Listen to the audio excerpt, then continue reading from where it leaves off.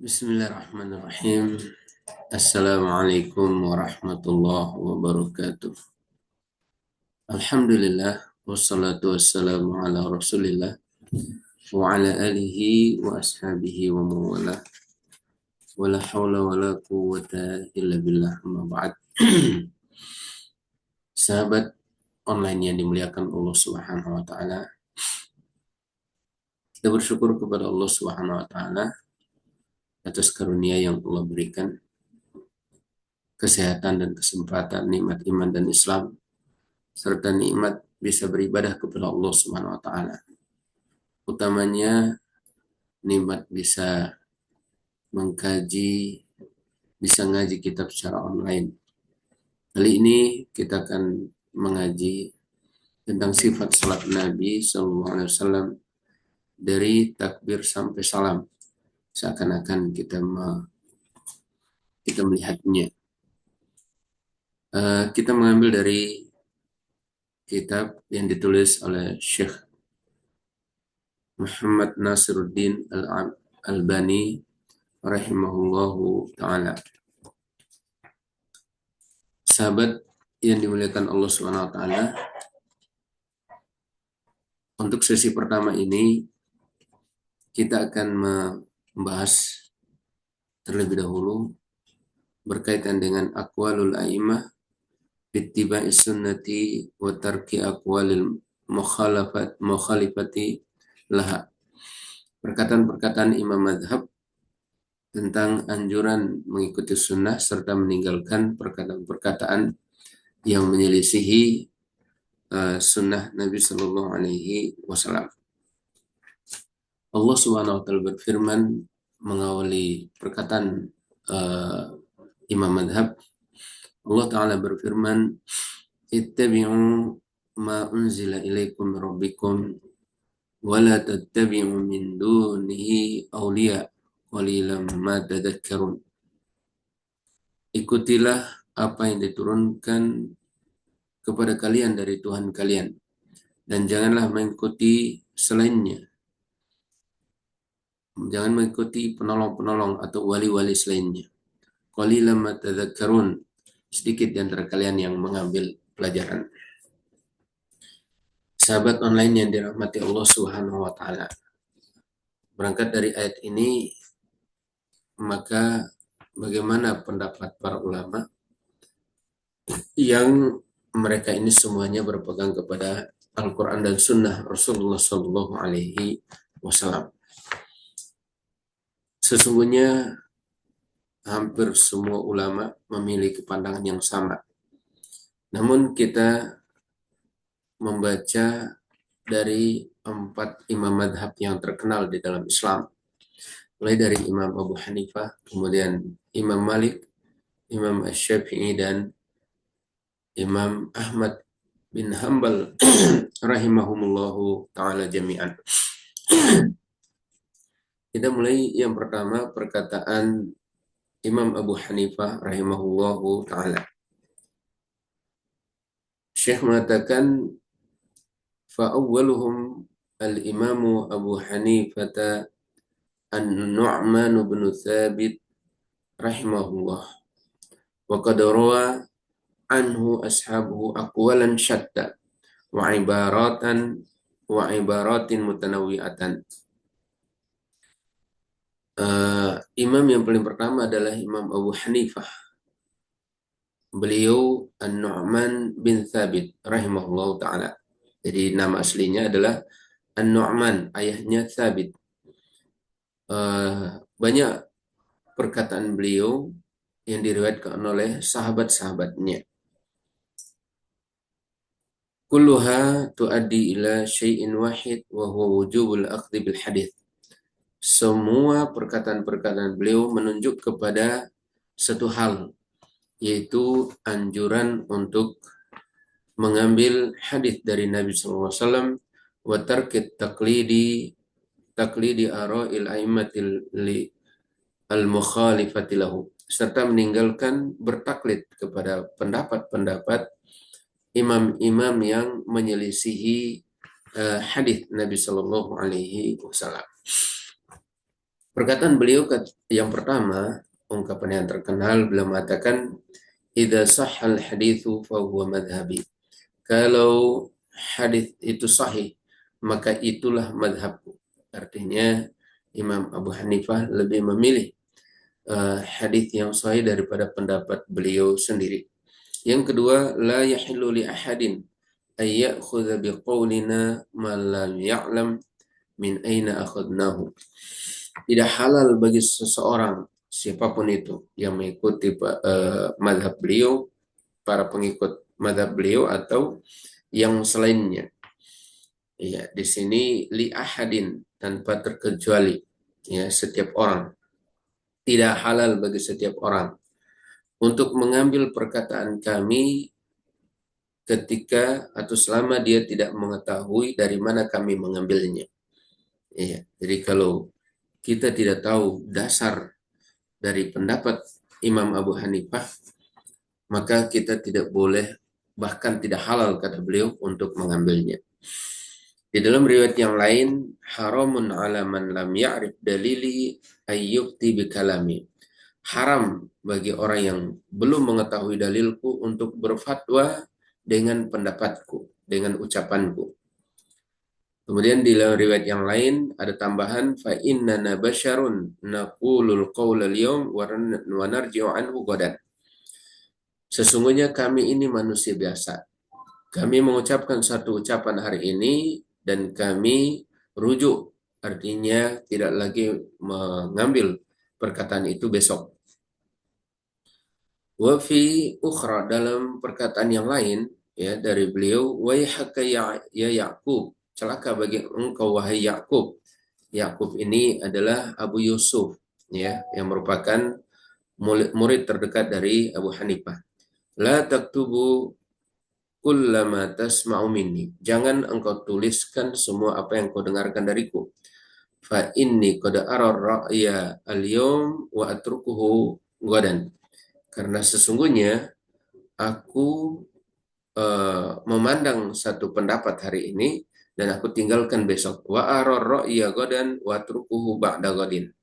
Dan aku memandang satu pendapat atau berpegang dengan satu pendapat hari besok dan aku tinggalkan lusa.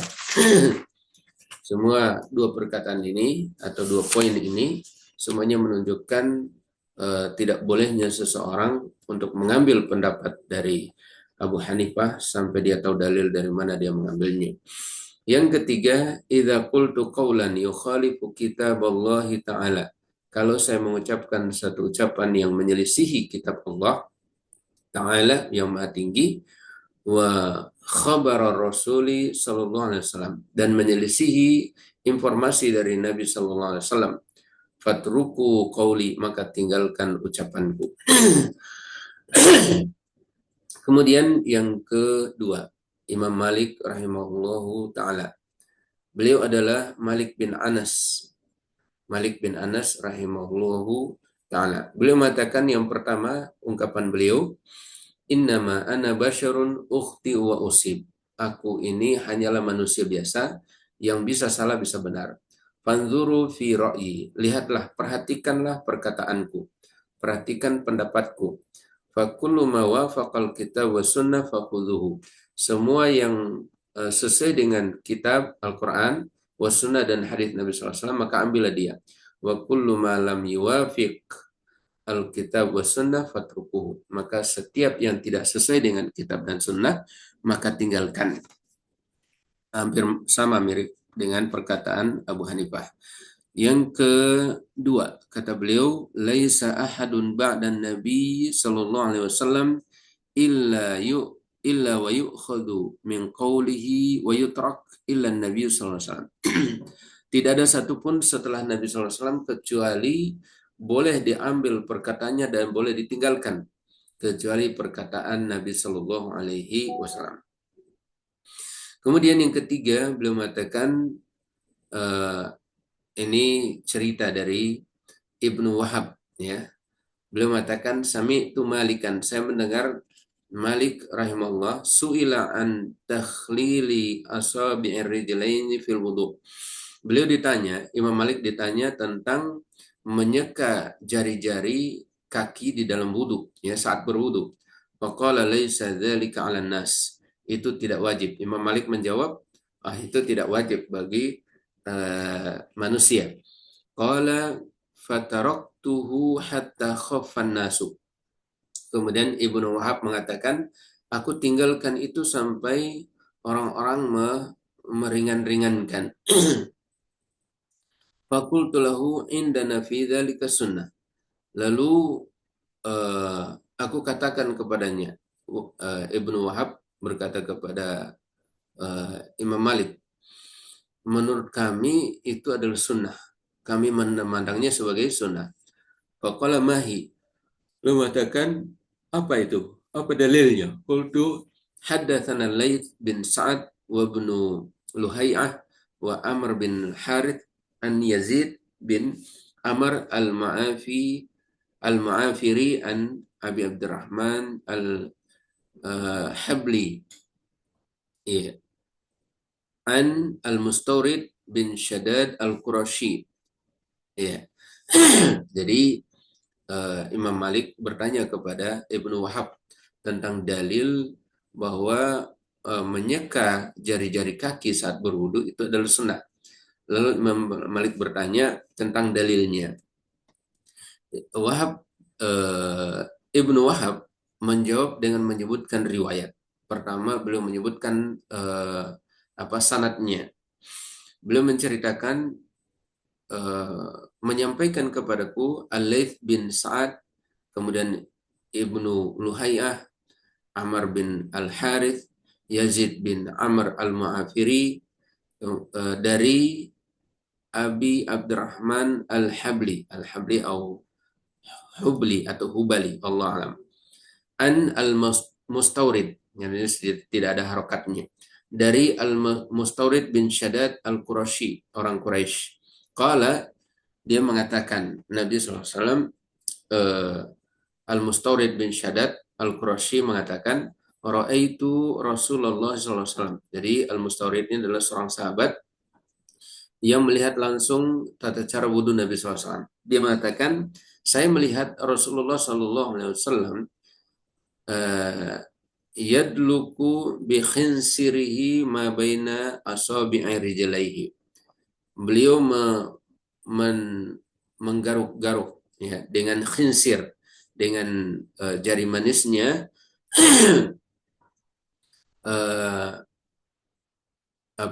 jari-jari kakinya, ya, apa yang ada di antara jari-jari kakinya. Faqala inna hadzal hadits hasan. Sesungguhnya hadis ini adalah hadis hasan. Ma sami'tu bihi qattun illa sa'ah. Saya tidak mendengar hadis ini kecuali sekarang. Tsumma sami'tuhu ba'da dzalika yus'al. Kemudian Ibnu Wahab bercerita lagi, melanjutkan ceritanya. Kemudian aku mendengar Imam Malik ditanya setelah itu, faya'muru bitakhlilil asabi. Lalu beliau memanfatwakan untuk menyeka-nyeka jari-jari kaki, ya, jari-jari kaki. Baik, ini 3 ungkapan, ya, dari Imam Malik. Kemudian Imam Syafi'i, imam yang ketiga. Imam Syafi'i rahimahullah, beliau Imam Syafi'i Muhammad bin Idris Asy-Syafi'i, ya. Tentu ungkapan dari beliau sangat banyak, ya, dan orang-orang yang menjadi murid beliau tentu sangat bahagia, ya, dengan menjadi murid beliau rahimahullahu taala. Di antara perkataannya yang pertama, ma min ahadin illa wa tadhhabu alaihi sunnatun li Rasulillah sallallahu alaihi wasallam wa ta'zubu anhu fa mahma qultu min qaulin au asaltu min aslin fihi an Rasulillah sallallahu alaihi wasallam khilaf fihi an Rasulillah sallallahu alaihi wasallam khilaf ma qultu fal qawlu ma qala Rasulullah sallallahu alaihi wasallam huwa qawli huwa qawli. Iya. Tidak ada seorang pun yang datang kepadanya sunnah Rasulullah SAW. Iya. ketika aku mengucapkan suatu perkataan atau merinci suatu dalil, ya, di dalamnya, sementara dalamnya ada artinya beliau menjelaskan dalil-dalil yang di dalamnya menyelisih perkataan beliau, maka perkataan yang diambil adalah apa yang dikatakan oleh Rasulullah SAW, dan itulah perkataanku. Ya, Masya Allah. Ini tentu satu eh, yang menyejukkan ya bagi kita untuk tidak terpaku dengan pendapat beliau, apalagi kalau menyelisihi dalil. Karena beliau sendiri yang memberikan informasi kepada kita bahwa ambillah perkataan Nabi SAW walaupun menyelisihi perkataan Imam Syafi'i, yang tentu itulah madhab yang kita ikuti. Ya, beliau pun menganjurkan untuk mengikuti hadis Nabi SAW, dan beliau mengatakan wa huwa qauli, dan itulah perkataanku. Jadi kalau perkataan Nabi berarti itulah perkataan beliau rahimahullahu taala. Yang kedua, ajma'al muslimuna ala anna man istabana lahu sunnatun an Rasulillah sallallahu alaihi wasallam lam yahilla lahu ay yada'aha liqauli ahadin. Para ulama sepakat bahwa siapapun yang jelas baginya sunnah Rasulullah, sunnah dari Nabi Shallallahu Alaihi Wasallam, maka tidak halal baginya untuk meninggalkannya karena perkataan seseorang. Iya. Jadi kalau perkataan itu menyelisih perkataan Rasulullah, maka harus ditinggalkan dan mengambil perkataan Rasulullah Shallallahu Alaihi Wasallam. Yang ketiga, beliau mengatakan idza wajadtum fi kitabi khilafa sunnati Rasulillah SAW faqulu bi sunnati Rasulillah wada'u qauli wada'u ma qultu. Beliau mengatakan, jika kalian mendapati dalam buku saya menyelisih sunnah Rasulullah SAW, maka katakanlah dengan sunnah Rasulullah dan tinggalkanlah apa yang aku katakan. Dalam riwayat yang lain, fattabi'uha wala taltafitu ila qawli ahadin. Ya, dalam riwayat yang lain beliau mengatakan, ikutilah sunnah itu dan jangan condong, jangan berpaling kepada perkataan seorang pun. Kemudian yang keempat, idza sahhal hadits fa huwa madhhabi. Kata beliau, kalau hadisnya sahih maka itulah madhab saya. Yang kelima, antum a'lamu bil hadits war rijali minni. Kalian lebih paham tentang hadis, lebih tahu tentang hadis dan rijal, tentang sanad, ya, periwayatan dariku. Fa idza kana al haditsu sahih, kalau hadisnya sahih, fa a'limuni bihi ay syai'in yakun. Ya, maka ajarkan, kasih tahu saya, ya, kasih tahu saya dimanapun dia, ya, dimanapun orang itu, ya, atau dari manapun dia, ya, aisyain yakun kufian au basrian au syamian, ya, apakah dia orang Kufa, orang Basrah, atau penduduk Syam, hatta adhaba ilaihi idza kana sahihan, sampai sehingga aku bisa pergi ke sana kalau hadisnya sahih. Masya Allah, ini menunjukkan ketawaduan para ulama madhab kita, terutama Imam Syafi'i dalam hal ini.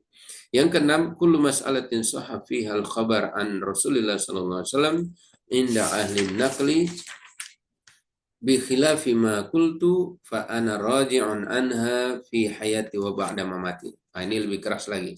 Beliau mengatakan setiap masalah yang sudah sahih dari Nabi SAW informasinya, ya, menurut ahli nakal, maksudnya ahli hadis, dan menyelisihi apa yang aku katakan, maka aku rujuk dari perkataanku dalam kondisi saya masih hidup atau saya sudah meninggal. Ya, jadi Masya Allah, kalau ada riwayat yang lebih sahih dan itu datang dari Nabi SAW yang menyelisih perkataan beliau, beliau rujuk dari perkataannya dan mengambil hadis Nabi SAW baik ketika beliau masih hidup maupun setelah meninggal. Yang ketujuh,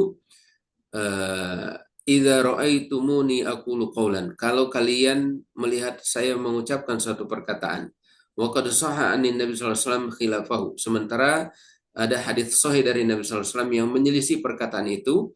Fa'lamu anna aqli qad dhahaba. Ketahuilah bahwa akalku sudah hilang. Masya Allah. Sekali lagi ini semua adalah ketawaduan beliau. Kemudian yang kedelapan, kullu ma qultu, setiap yang aku ucapkan, fakana 'anin nabi khilafa qawli mimma yasih. Maka ada hadis dari Nabi SAW yang menyelisihi perkataanku. Fahadithun Nabi aula, maka hadis Nabi itu lebih utama. Fala tuqalliduni, janganlah kalian bertaklid kepadaku. Yang kesembilan, kullu hadithin 'anin Nabi sallallahu alaihi wasallam fahuwa qauli. Semua hadis dari Nabi sallallahu alaihi wasallam itulah perkataanku. Wa illam yasma'uhu minni. Wa illam tasma'uhu minni. Walaupun kalian belum pernah mendengarkan dariku. Ya, jadi kalau hadisnya sahih berarti itu perkataan beliau juga. Walaupun belum pernah kita dengarkan dari Imam Asy-Syafi'i rahimahullah. Kemudian yang terakhir, imam yang terakhir adalah Imam Ahmad bin Hanbal rahimahullah. Imam Ahmad, beliau adalah imam yang paling banyak mengumpulkan sunnah dan paling berpegang kepada sunnah Nabi Shallallahu Alaihi Wasallam. Kana yakrahu wad'al kitab allati tashtamilu ala tafri' war-rai. Iya. Beliau tidak suka untuk meletakkan ya wad'al kutub, ya, menyimpan buku-buku yang terkandung di dalamnya persoalan-persoalan puruk dan pendapat-pendapat. Iya. Walidzalika qal. Oleh karena itu beliau mengatakan la tuqalliduni. Yang pertama, ini perkataan beliau yang pertama. La tuqalliduni wa la tuqallidu malikan, tuqallid malikan wala syafi'iyya wala al-auza'iyya wala thawriyya wa khud min haitsu akhadhu. Jangan kalian taklid kepadaku. Jangan kalian taklid kepada Malik, kepada Syafi'i, kepada Auza'i, kepada Thawri. Tapi ambillah dari mana mereka mengambil. Ya, artinya kalau mereka mengambil dari dalil, maka ambil dalil dari hadis maupun dari ayat. Dalam riwayat yang lain beliau mengatakan, la tuqallid dinaka ahadan min haula. Jangan engkau bertaklid dalam agamamu ya kepada mereka-mereka itu. Maja'anin nabi wa ashabihi fakhudh bihi. Apapun yang datang dari nabi dan sahabatnya ambil. Tsumma tabi'ina ba'dur rajulu fihi mukhayyar. Ya. Tsumma tabi'ina ba'du ar-rajulu fihi mukhayyar. Adapun dari pendapat tabi'in, maka seseorang boleh memilih mana yang dia ambil. Wa qala marratan, dan suatu ketika beliau berkata, al-ittiba'u ayyattabi ar-rajulu ma ja'a anin nabi wa an ashabihi thumma huwa min ba'di tabi'ina mukhayyar. Hakikat ittiba', hakikat follow ya, itu mengikuti itu adalah seseorang mengikuti apa yang datang dari Nabi SAW dan sahabatnya, kemudian dia terhadap pendapat ya setelah tabi'in itu memilih ya, boleh memilih. Kemudian yang kedua, perkataan beliau, ra'yul Auza'i wa ra'yu Malik wa ra'yu Abi Hanifah kulluhu ra'yun wa huwa indi sawa wa innamal hujjatu fil athar. Pendapat Auza'i, pendapat Malik, pendapat Abu Hanifah, semuanya adalah pendapat. Iya. Dan menurut saya, kata beliau, menurut Imam Ahmad, menurut saya ya semuanya adalah sama. Wa innamal hujjatu fil athar. Yang menjadi hujjah atau dalil itu adalah pada athar atau hadis dari Nabi Shallallahu Alaihi Wasallam. Kemudian yang ketiga, man radda hadits Rasulullah Sallallahu Alaihi Wasallam fahuwa ala syafa halakatin. Barang siapa yang menolak hadits Rasulullah Sallallahu Alaihi Wasallam, maka dia berada pada jurang kebinasaan. Ya. Jadi itulah perkataan imam-imam empat yang mereka semuanya diridhoi oleh Allah Subhanahu Wa Taala. Ya. Tentang perintah untuk berpegang teguh kepada hadits Nabi SAW dan melarang untuk bertaklid kepada selain mereka dalam masalah ilmu. Dan ini tentu penjelasan yang sangat jelas, ya, yang tidak perlu lagi diperdebatkan, tidak perlu lagi ditafsirkan karena sangat sangat jelas, ya. Karena setiap orang yang berpegang teguh kepada yang sudah pasti dari Nabi Shallallahu Alaihi Wasallam, walaupun menyelisihi perkataan-perkataan imam madhab, ya, eh, dia tidak dianggap sebagai orang yang menyelisihi madhab mereka, ya. Juga tidak keluar dari madhab mereka, ya. Bahkan orang yang berpegang teguh kepada hadis Nabi SAW, walaupun menyelisihi pendapat madhab, justru mereka lah yang mengikuti madhab dari 4 imam madhab tersebut. Wa mutamassik bil urwatil wuthqa allati lam fisama laha. Dan dialah orang yang berpegang kepada tali yang sangat kuat yang tidak akan terlepas. Walaysa kadzalika man taraka sunnah ats-tsabita li mujarradi mukhalafatihim liqaulihim. Dan adapun orang yang meninggalkan sunnah, ya, yang sudah tetap dari Nabi SAW hanya karena pendapat imam madhab, ya, mereka sesungguhnya adalah orang yang menyelisih sunnah, ya. Bal huwa bidzalika asin lahum. Bahkan orang tersebut justru bermaksiat atau melanggar, ya, perkataan para 4 madhab tadi, para 4 imam madhab tadi. Dan menyelisih juga firman Allah Subhanahu wa taala, ya, dalam surah An-Nisa ayat 65, fala wa rabbika la yu'minuna hatta yuhakkimuka fima syajara bainahum wala thumma la yajidu fi anfusihim harajan mimma qadaita wa yusallimu taslima. Ya, tidak, demi Tuhanmu, mereka tidak beriman sampai mereka menjadikanmu sebagai hakim, ya, pada apa yang mereka berselisih di antara mereka. Kemudian tidak terdapat di dalam diri mereka ada keberatan, ya, terhadap apa yang engkau putuskan, dan mereka berserah diri dengan sebenar-benarnya. Kemudian juga menyelisihi firman Allah, falyahdharil ladzina yukhalifuna an amrihi an tusibahum fitnatun aw yusibahum adzabun alim. Ya. Allah mengancam, ya, atau memberikan peringatan. Berhati-hati dari orang yang menyelisihi perintahnya, jangan sampai mereka ditimpakan fitnah, ya, ujian yang besar atau azab yang pedih. Ya.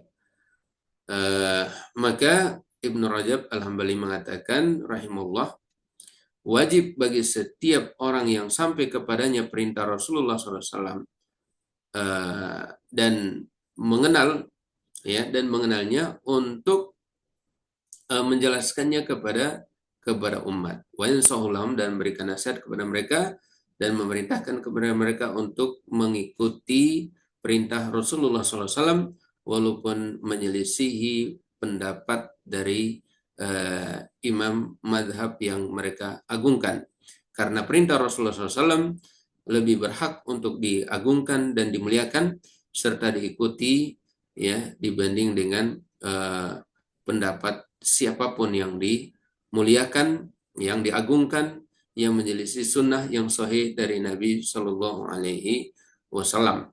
Ya, baik, itu beberapa pendapat, ya. Mudah-mudahan kita bisa memahami dari perkataan ini, 4 imam madhab ini, dan insya Allah akan kita lanjutkan setelah ini pembahasan tentang sifat salat Nabi Shallallahu Alaihi Wasallam.